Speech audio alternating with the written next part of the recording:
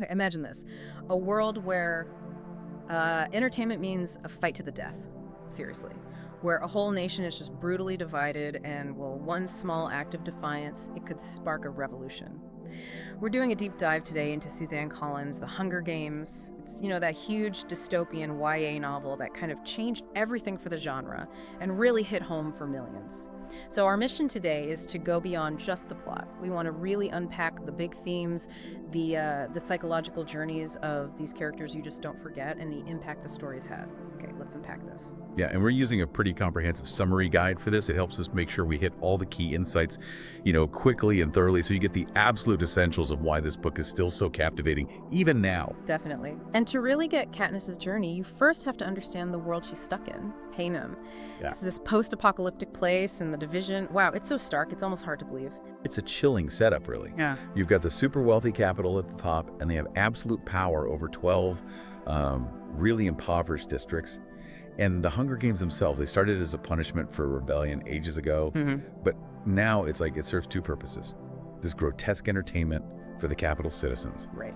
And this brutal, constant reminder to the districts about who's in charge, the power dynamic. The core rule is just barbaric. Each district sends one boy and one girl, ages 12 to 18, and they fight to the death until there's only one left standing. Horrifying. And it's from District 12, which is like the absolute poorest, the coal district. That's where Katniss Everdeen comes from. She's this fierce hunter.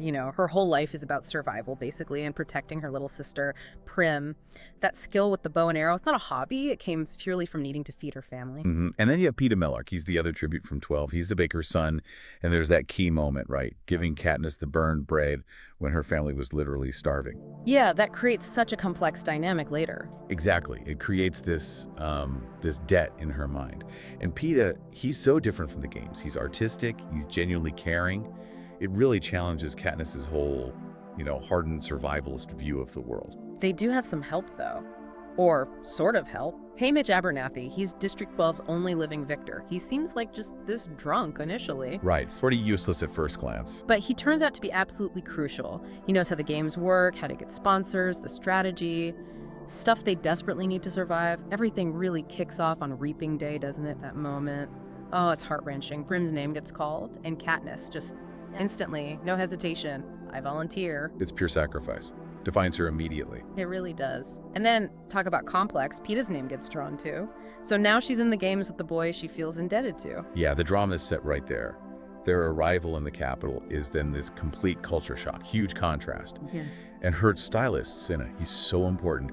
He creates that iconic girl on fire look for the opening ceremonies. Which is more than just a costume, isn't it? Oh, absolutely. Yeah. It's about creating an image, a symbol, really.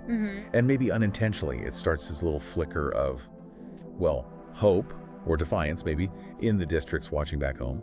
And then there's her training score. She shoots an arrow right at the game maker's feast. Audacious? Totally. Gets her an 11 out of 12. It's this raw, very public act of defiance. Shows she's not just going to play their game quietly. Right, that really signals who she is. Yeah. And then Peeta, in his interview before the games, he drops the bomb, publicly declares he's in love with Katniss, and she just thinks, okay, strategy, smart move, Peeta. But you wonder, right? Is it just strategy? Well, it's definitely strategic. It immediately gives them this star-crossed lovers narrative. The capital eats it up, sponsors love it.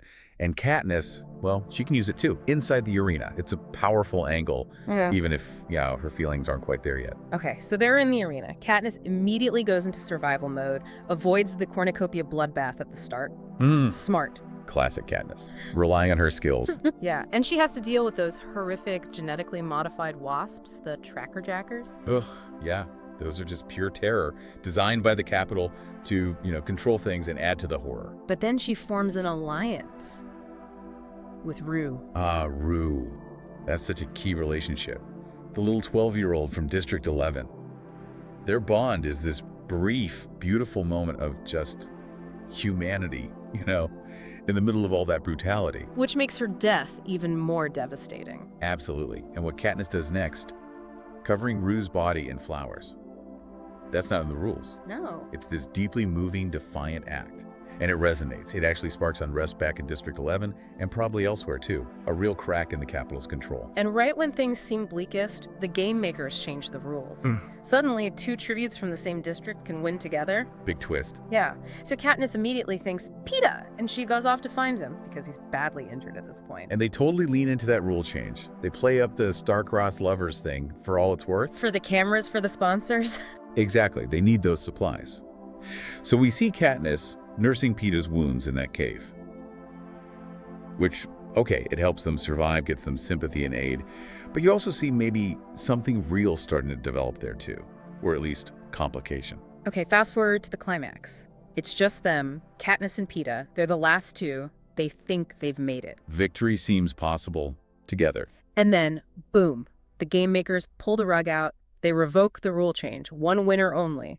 One has to kill the other. It's the ultimate cruelty, isn't it? Forcing them into that position after everything. But Katniss, Yeah. she doesn't play. She finds another way. She does. She pulls out those poisonous berries, the Nightlock. Highly toxic. Deadly. And she gives half to Peeta. The plan is clear. They'll eat them together. Joint suicide. Which means no victor for the Capitol.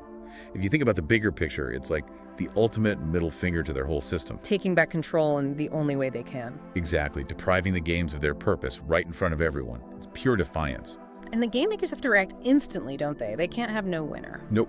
So, faced with this this incredibly public act of rebellion, they scramble.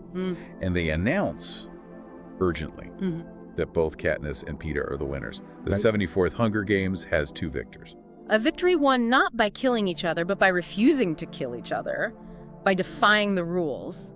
So, okay, stepping back from the plot, what does this all really tell us? The Hunger Games, I mean, it just dissects control, doesn't it? How the Capitol uses spectacle, this like manufactured celebrity culture to keep people distracted. Bread and circuses, basically. Yeah. While also using, sheer brutality to crush any actual dissent. It really makes you think, how does a society function when its entertainment is based on suffering? And what's the real cost, the hidden cost, of just surviving in a system like that?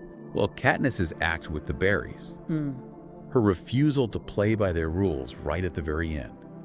It becomes this huge symbol, it's undeniable rebellion. And it raises that important question, doesn't it? The story shows how, ordinary people, unlikely people can become these symbols of hope, of resistance against tyranny. But it's also brutally honest about the cost, the psychological toll of the violence, the trauma. It sticks with them.